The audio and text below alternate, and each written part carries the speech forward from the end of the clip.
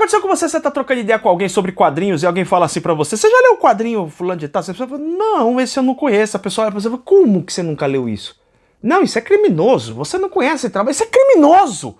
Como você não conhece esse trabalho? Pois é, eu montei uma lista com 10 quadrinhos desse tipo.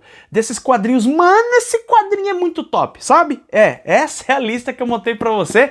Legal demais ter você aqui no canal. E olha só, logicamente esses 10 quadrinhos são altamente recomendados. Tem alguns critérios aqui nesses quadrinhos. Primeiro, não são quadrinhos de super-heróis. Segundo, são quadrinhos de editoras diferentes. 10 quadrinhos, 10 editoras que publicaram esses materiais aqui no Brasil.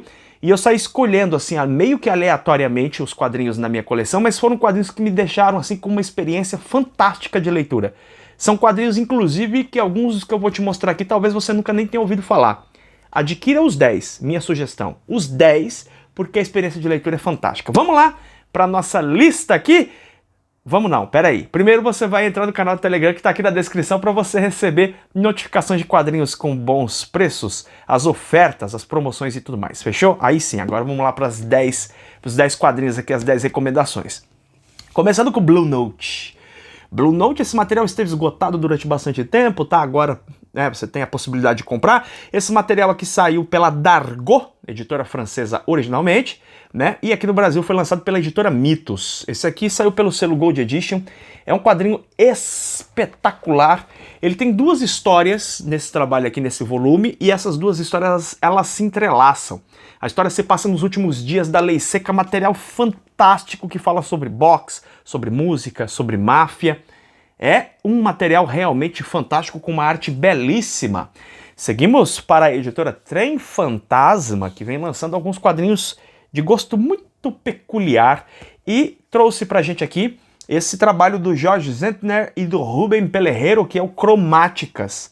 Cromáticas é um quadrinho fininho, com histórias curtíssimas, mas que sempre trazem uma inovação, uma abordagem diferenciada em relação à narrativa dos quadrinhos. O trabalho de cores também muda, a própria arte também muda para se adequar melhor ao estilo narrativo de cada história. Esse quadrinho brinca com fantasia, brinca com o surreal, e é um material que faz você pensar. Com desenho muito bonito, arte sensacional. Recomendo demais o Cromáticas para você conferir. Dentre os trabalhos da editora Pipoca e Nanquim, um que talvez é menos lembrado e é um dos que eu mais gosto, é o Destino Adiado. Esse quadrinho aqui, do Jean-Pierre Gibrat, é um material belíssimo, com uma arte maravilhosa, história que se passa durante a Segunda Guerra Mundial e que brinca com uma perspectiva aí do destino de forma fantástica, tá? Uma história muito bacana, onde um soldado consegue fugir da guerra e ele é tido como morto, a ponto dele poder assistir o próprio velório. E, logicamente, a história vai se desenrolando aí para um final inesperado, ou nem tanto, não sei. Quadrinho maravilhoso, vale muito a pena, tanto pela arte quanto pelo roteiro. Aliás, né, a maior parte aqui também tem esse mesmo aspecto. A arte e o roteiro são muito bons. Esse aqui, a arte não é tão espetacular assim, mas, gente, é um dos melhores quadrinhos que eu li esse ano de 2022, O Crime e Poesia, uma história de crime e poesia. Esse material que saiu pela editora Dark Side. Esse quadrinho aqui vai contar uma história real de um pai que vai criar o seu filho que é... o pai é cego, vai criar um filho que está se envolvendo com a máfia, com gente muito perigosa, e a gente vai ver um desenrolar de uma trama aqui que é de arrancar lágrimas dos olhos. Que quadrinho maravilhoso! Todo mundo que lê esse quadrinho fica impressionado com essa narrativa que é fantástica, fantástica, fantástica. Seguimos aqui para Em Fuga, quadrinho que foi lançado aqui no Brasil pela editora Script. Ó, esse quadrinho aqui é nacional mesmo, foi desenhado, né? Ele foi pintado, não dá pra dizer escrito porque ele não tem texto, esse quadrinho.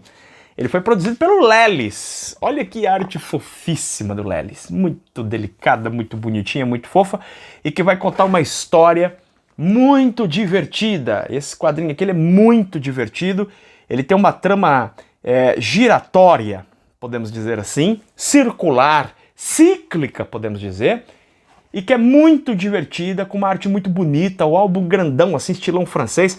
Não se engane, tá? A carona dele, assim, de quadrinho, de bande dessinée, né? De quadrinho francês, belga. Ele é brasileiríssimo, Em Fuga, feito pelo Lelis. Sensacional esse trabalho. Esse quadrinho aqui é talvez o quadrinho mais traumático que eu já li na minha vida, porque ele é visceral, contundente, realista, melhor quadrinho de guerra que eu já li na minha vida, do Ernie Pike. É, esse trabalho aqui dessa dupla explosiva dos quadrinhos, Hector Osterheld e Hugo Pratt. Ave Maria, Hector Osterheld e Hugo Pratt. Se você reconhece os nomes, você sabe o que eu tô falando aqui. O negócio aqui é Pelé e Garrincha, tá entendendo? O negócio é forte aqui.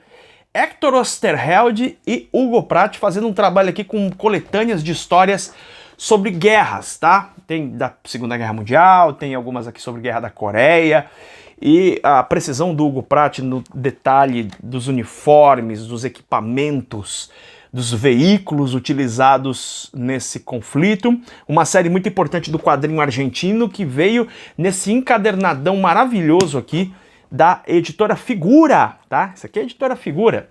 Seguindo aqui para a editora Comic Zone, que tem lançado vários trabalhos inovadores, tem buscado muitas referências no quadrinho europeu, mas eventualmente também lança grandes novidades. E uma dessas grandes novidades é um dos meus quadrinhos favoritos da editora, que é do Hugo Bienvenu, Preferência do Sistema. Uma sociedade onde há exclusão de dados do passado, dados culturais, filmes, músicas, que não estão mais cabendo nos grandíssimos HDs, são eliminados para dar espaço para mais dados do passado. E aí a gente vai ver que um casal não está bem confortável com essa situação, o homem vai escondendo alguns dados do passado, ele não quer que desapareça algumas obras, e isso vai gerar problemas, tá?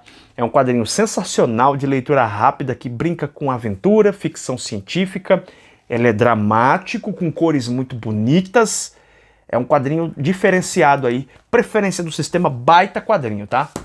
Outro trabalho que eu li esse ano, e sem dúvida está entre os melhores que eu li, espetacular, Fade Out, trabalho escrito pelo Ed Brubaker, desenhos do Sean Phillips.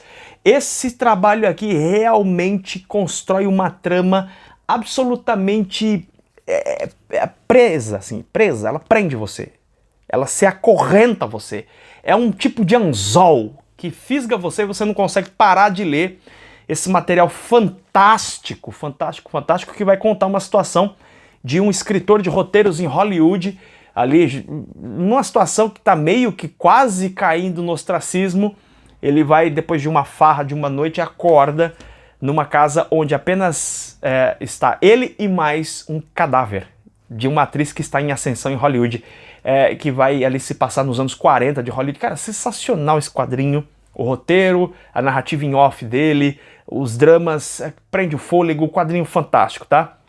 Esse material aqui provavelmente você não ouviu falar. O Marco Galli Apprehends, A Noite do Corvo, uma balada anarquista no Oeste. Esse quadrinho saiu pela Farinha Silva, teve resenha aqui no canal desse material.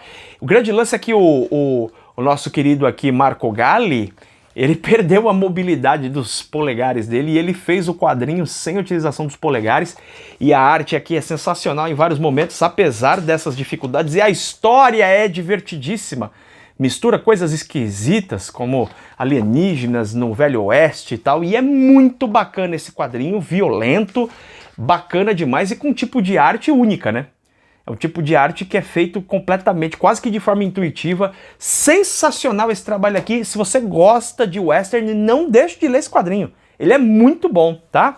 E para terminar, esse tijolo gigantesco, maravilhoso aqui, lançado pela editora Veneta, Ayako. É um mangá, eu não sei quantas páginas tem esse material, é grande, é muito grande. Ayako deve ter algo em torno aí de 700 páginas ou mais, e quando você termina de ler, você realmente fica com essa sensação, tá? Ele tem mais de 700 páginas.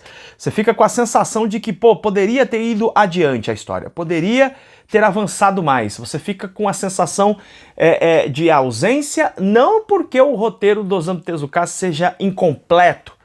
Ele deixa, sim, pontas ali para a possibilidade de dar prosseguimento. Ele, inclusive, diz isso, que era a ideia dele, construir um pouco mais essa história, avançar com ela.